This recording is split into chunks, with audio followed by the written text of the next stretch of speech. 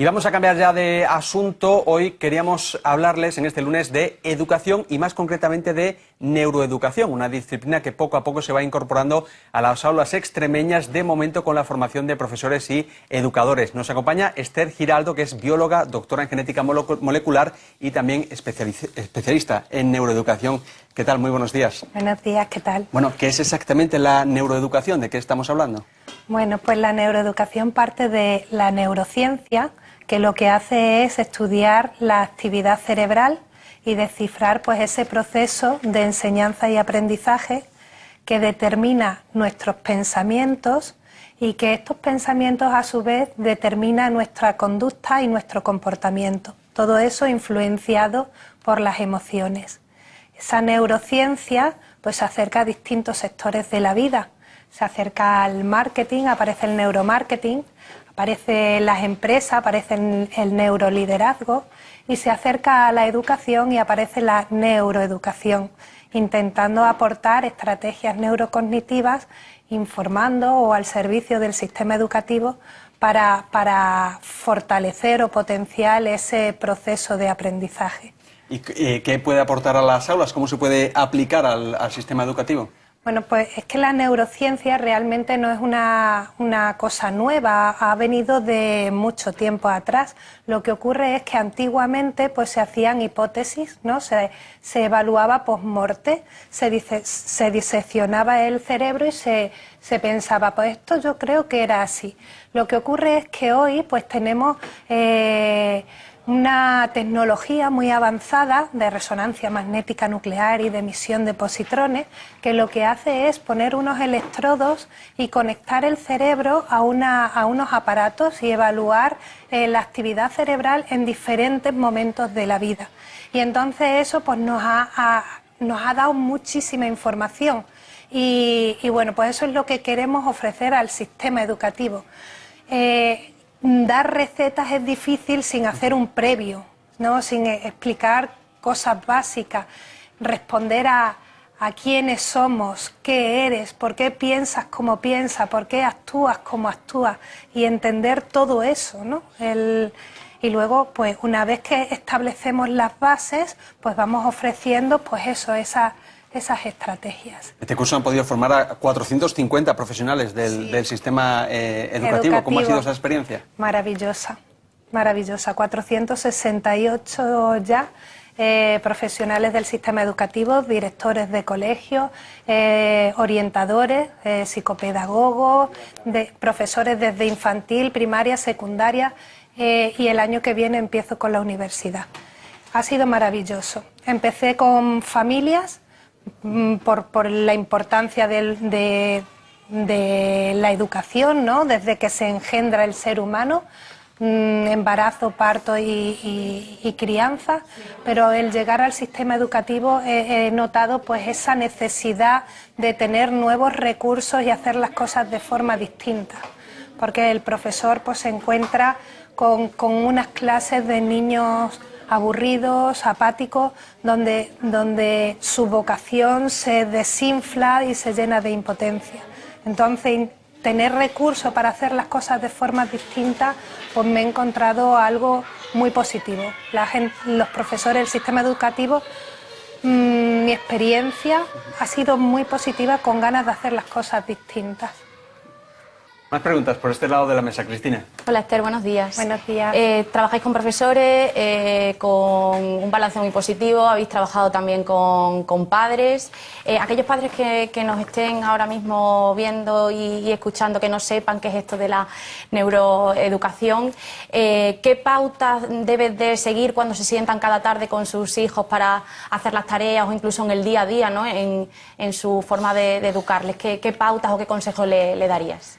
Pues lo primero es ser consciente de lo que tengo en mis manos, ser consciente de qué es el ser humano, ¿no? Que hay una parte genética, pero llegamos al mundo, ¿cómo llega el bebé al mundo?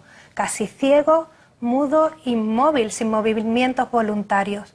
Entonces, ¿por qué llegamos al mundo así cuando hay otros animales, ¿no? que llegan al mundo evolucionados, ya se pueden poner en pie? Pues eso es una estrategia evolutiva de cómo está construido nuestro cerebro. Es una penitencia que hemos tenido que pagar de la evolución. Los homínidos se ponen bípedos, hay una modificación pélvica y el canal del parto no permite que nazca un cerebro maduro. Entonces, nacemos con 100.000 millones de neuronas que son los ingredientes, pero todas las neuronas están desconectadas. El aprendizaje consiste en la conexión interneuronal. Eso es el aprendizaje, tiene una dimensión neuronal. Entonces, lo que hay que saber es que ese núcleo familiar es el entorno donde le está ofreciendo al niño crear esos patrones mentales, que son los cimientos para con la vida. ¿Sabes? Son en una mochila de valores para luego desenvolverte en relación a los miedos, a las debilidades, a la autoestima, a la seguridad. Entonces es algo muy relevante, muy importante la infancia.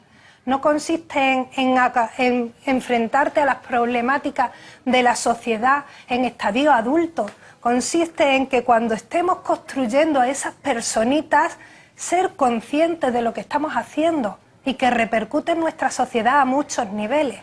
Entonces, cuando te sientas con tu niño en una mesa, pues entender todas esas cosas, entender cómo de importante es que aprendan las matemáticas y cómo de importante es ese entorno emocional cuando se enfrenta a ese proceso de aprendizaje, ¿no?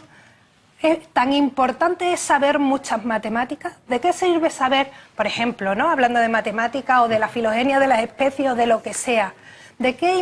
¿Cómo de importante es saber mucho de una cosa si emocionalmente estás desequilibrado? Si emocionalmente no puedes gestionar tus emociones.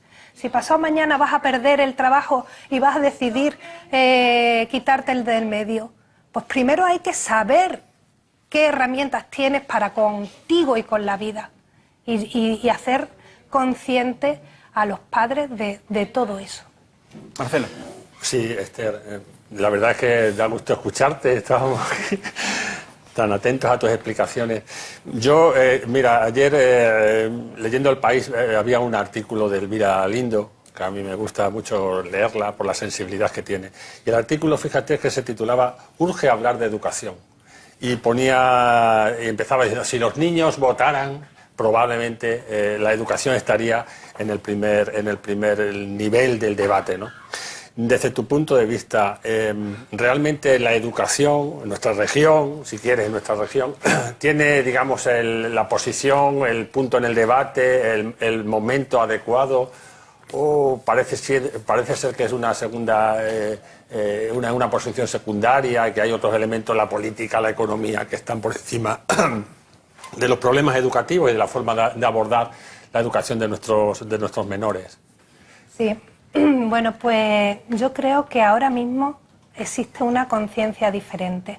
Se está dando cuenta el mundo, no la región, sino el mundo, por la información que tenemos, de que la educación es el motor de la sociedad en cuanto al tema económico, el responsable de la salud de la sociedad, el responsable de la felicidad, ¿no? La educación tiene muchísimo poder.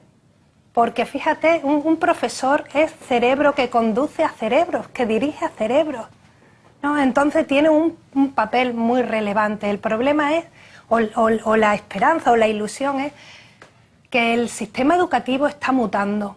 Está mutando porque hoy tenemos encima de la mesa, tenemos toda la información que la neurociencia ofrece, más la información que los gurús del sistema educativo aportan.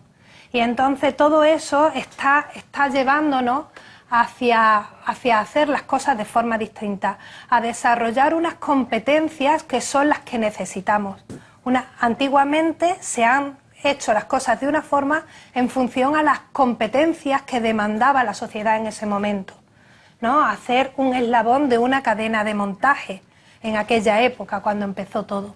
¿Qué es lo que necesita la sociedad del siglo XXI hoy? ¿Qué competencias necesita? Entonces necesitamos a niños creativos y la neurociencia sabe muchísimo de todo ese tema. Si me permite un momento. Muy breve porque vamos muy mal de tiempo. Pues nada, únicamente.